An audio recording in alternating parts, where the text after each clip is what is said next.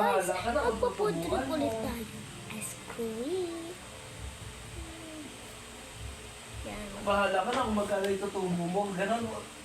Bahala ka na kung magkano yung tutubo mo. Yan guys. Kasi pag sinabi mong bahala ka na kung tutubuan mo, baka 5K lang din isin. Diba? Tapos sakto pa mag-birthday ako. No? Hindi. O at least 15K.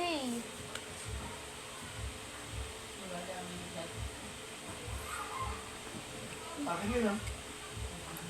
May sinend ako sa'yo, babe. Panoorin mo. Tina, sabi ko, hanapin mo muna! Panibagong food trip na Hindi pa naman, kami di ba kumakain. guys? Naghanap kang makakainan. Ano lang natin. Kinain namin, Kaka-food trip talagang lang natin 400. ng jelly. Gelatin tala. Gelatin. Ganyan yung pag may pera eh. Sa nakaulo yun eh.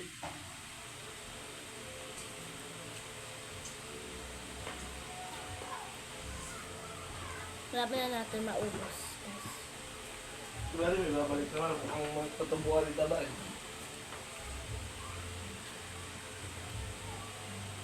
Kaso sa'yo lang pala yun, ha? Tama?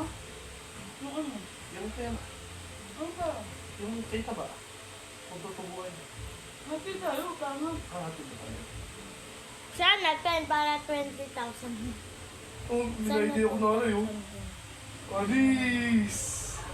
Oh. Ako naman yung nag-maldi niyan eh. Kung anong araw pa yan eh. Ngayon lang to eh. Ay ano? 2 hours ago? Ay, ikaw daw. Meron akong ano eh. Minayday yung sa ano nila. Lumayo ka dito. Ay, mamali na sinanan.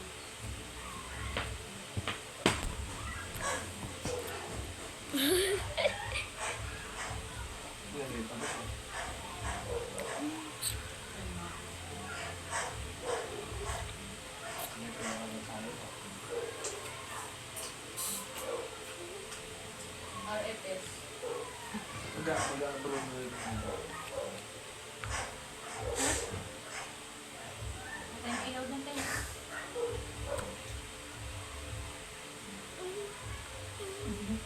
Gago.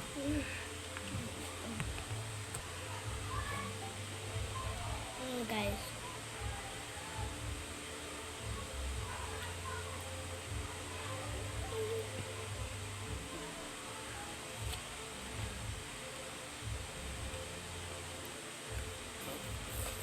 Parang ka lang ka. Hindi ko naniniwala na kaya na isang babaeng tao lang na pagligtas ng albularyo. Kung kayo naasok, no?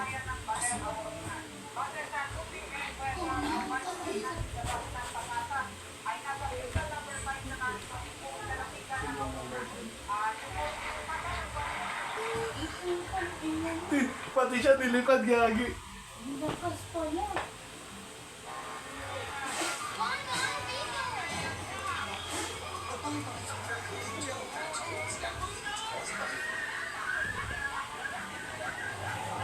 Hindi ko naniniwala na kaya na isang babaeng tao lang na pagligtas ng albularyo. Kung inaapol kayo na aswang, no?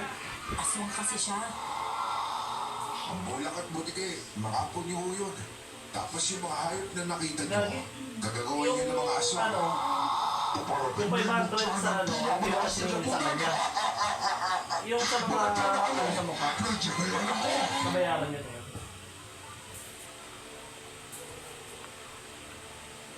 Tunawin na natin guys oh. Magandang araw sa lahat ng mga kayanggaw dyan. Lalong-lalo na sa ating talentadong Ang ginagawa mo, Tin? Vloggeries. Yun, siya nakakarap siya. narrator na si Miss Clar. At sa magaling na dramatistang kasama niya na si Sir Jay. Lagay mo dito. Matanda na po ako sa ngayon. At nasa punto na ako na hirap ng kumilos. Pero baka magtaka kayo kung paano pa ako nakasulat ng karanasan ko dahil matanda na ako.